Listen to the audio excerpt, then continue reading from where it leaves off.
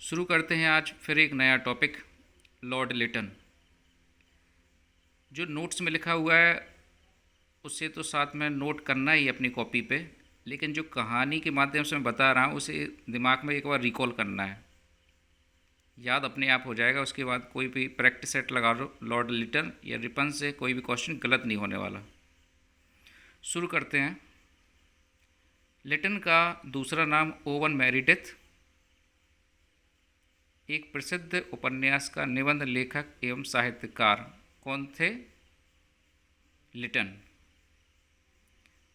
बात ऐसी है कि ये इनका भारत आगमन होता है। भारत आते ही हैं और इसके बाद में पता चलता है कि ब्रिटेन की महारानी विक्टोरिया आ रही हैं।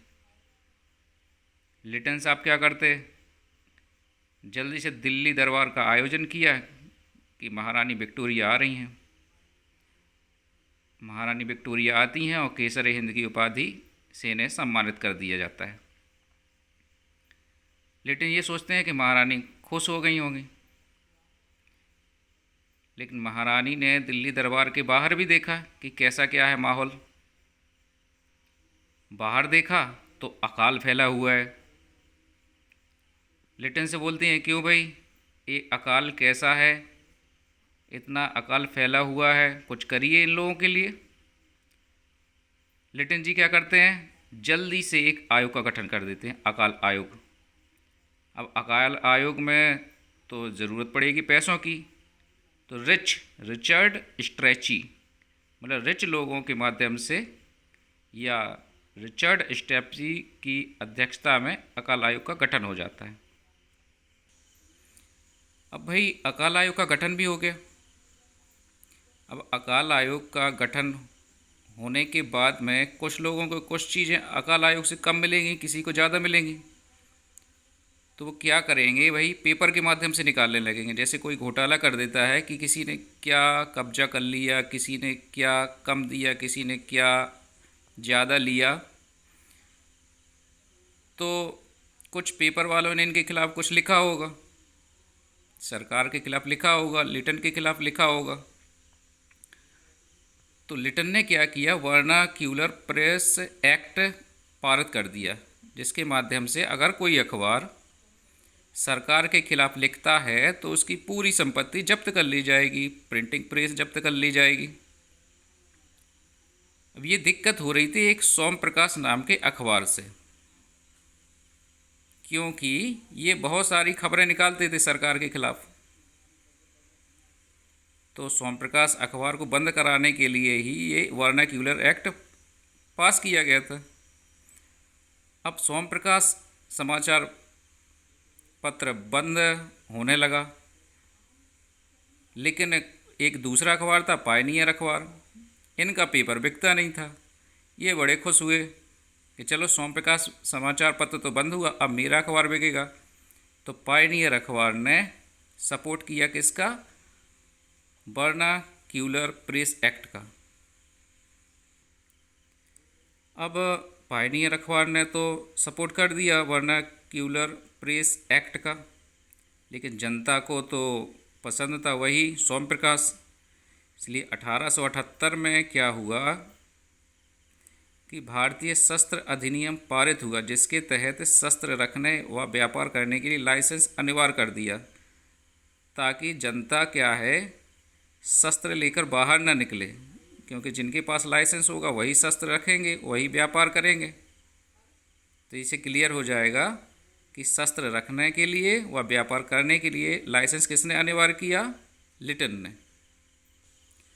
लिटन ने एक काम और किया कि अलीगढ़ में मुस्लिम एंग्लो प्राच्य महाविद्यालय की भी स्थापना की। लिटन के जाने के बाद में लॉर्ड रिपन आए। लॉर्ड रिपन भारत आते हैं 1882 में और देखते हैं पेपरों में कि कोई चटपटी खबर या सरकार के खिलाफ कोई कुछ नहीं निकाल रहा है या सही गलत कोई छाप ही नहीं पा रहा है। तो रिपन कहते हैं, भाई ये ऐसा कैसा चल रहा है? जनता कहती है, सर लिटन सर जी आए थे और उन्होंने वर्नाक्यूलर एक्ट पास करके समाचार पत्रों को ऐसी खबरें छापने से मना कर दिया। तो रिपन कहते हैं ये तो भाई गलत है, चलो हम वर्नाक्यूलर एक्ट जो प्रेस एक्ट था उसे समाप्त कर देते हैं।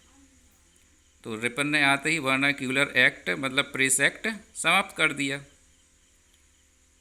समाप्त करने के बाद में सब ने कहा बहुत बढ़िया किया आपने, बहुत बढ़िया किया, अच्छा शासन चला रहे हैं आप। अच्छा शासन से स्थानीय स्वशासन की शुरुआत हो गई।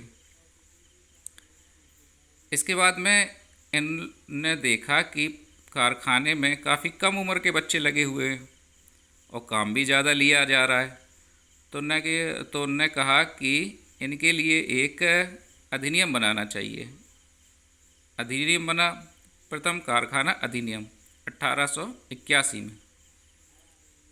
इसके बाद में हर 10 साल में जो जनगणना सिस्टम रूप से होगी वो इन्हीं के द्वारा चालू की गई थी। कुछ समय निकला, इसके बाद में एक घटना घटी